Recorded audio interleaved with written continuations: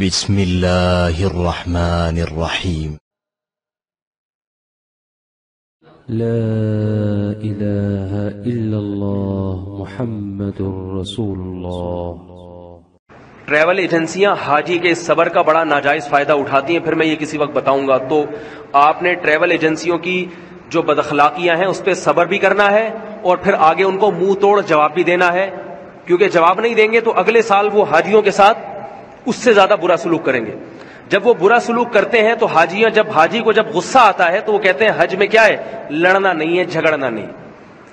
اپنے بارے میں احکام الگ ہیں ان کے، اپنے بارے میں تو یہ بھی سوچنا چاہیے نا کہ حاجی کو پریشان کرنا بھی نہیں ہے شریعت میں۔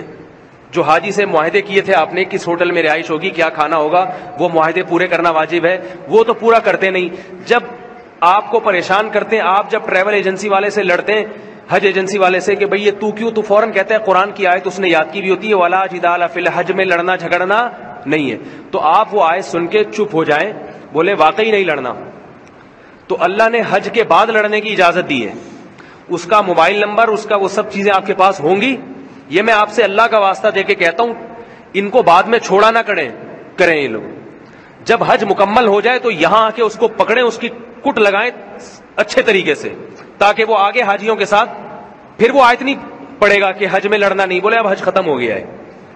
اب کیا ہو گیا ہے، حج ختم ہو گیا۔ لوگ کیا کرتے ہیں، اتنی ٹینشن میں 40 دن رکھا ان کو، لوگ بیچارے حج کی وجہ سے صبر کرتے ہیں، اور کرنا بھی چاہیے، شریعت کا حکم ہے۔ واپسی پہ آ کے لوگ کہتے ہیں چھوڑو اب تو ہو گیا، بس چھوڑو، کیا کرنا، چھوڑے نہیں۔ آپ اگلے حاجیوں کے لیے پہلے سے زمین ہموار کریں اور اس کی اور یہ جتنے بھی ٹریول ایجنسی والے ہیں نا، ان کو سنا بھی دیں، تو آگے سے انشاءاللہ یہ ڈر کے رہیں گے۔